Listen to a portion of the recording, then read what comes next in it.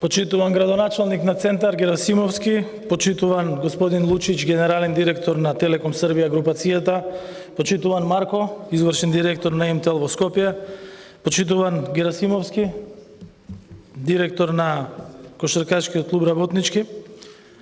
Ја навистина сум исклучително среќен што денес ми направивте чест и ме поканивте на овој настан, затоа зашто во време кога се соочуваме со голема и воена, безбедносна, енергетска, економска криза, им треба на нашите граѓани моменти во кои што ќе може да се навива, моменти во кои што ќе може да се почувствува победата, моменти во кои што се бодри собствениот клуб и се присуствува на спортски надпревари. И токму тоа денес се промовира, а тоа е спонзорството кое што го подпиша МТЛ и Кошаркарскиот клуб Работнички. Јас за Работнички не можам многу да објаснувам, затоа зашто сите тоа го знаат.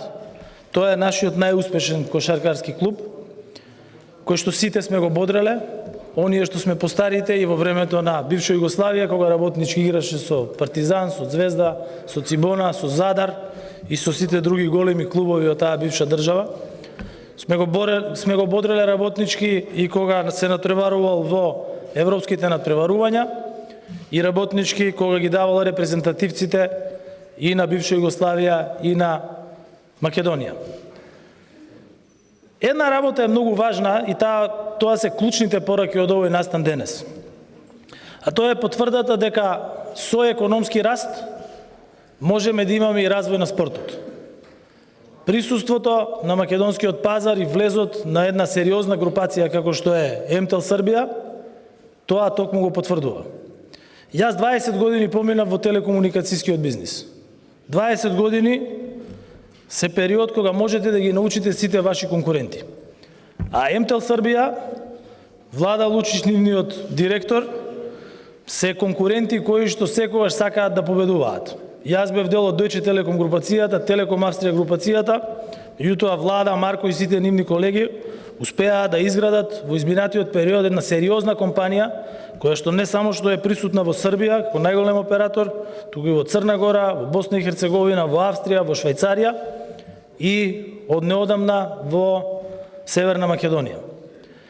И многу е важно за државата што ваков сектор телекомуникацијски напреден се развива, што еден ваков голем регионален играч отвори компанија во нашата држава. Драго ми е што самиот директор пред малку најави влез и во мобилната телефонија. Тоа секако дека ќе значи подобра понуда, поголема понуда за сите наши граѓани и секако подобра поврзаност меѓу нас, меѓутоа и поврзаност со светот.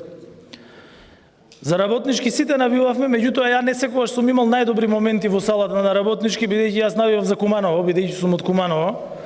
Тоа го знае Веселиновски, го знае и Горјан, кој што сега игра за Работнички, меѓутоа секогаш ме гледаше на утакмиците кога играше за Куманово. Така да јас, како и сите македонци, ќе продолжам да навивам за Работнички, ќе продолжам да навивам им за МЗТ, кој што се надпреварува во АБА лигата, а целта е да имаме уште еден тим во АБА лигата, а тоа е Работнички, и секогаш на срце ќе ми биде и моето Куманово. И се надевам дека со развојот на економијата, со развојот на влезот на компании како што е МТЛ, со една регионална соработка која што ја воспоставивме со Србија, со Албанија, со сите други држави, дека ќе има што повеќе компании кои што ќе доаѓаат во нашата држава, бидејќи тоа е начинот и за развој на економијата и за развој на спортот.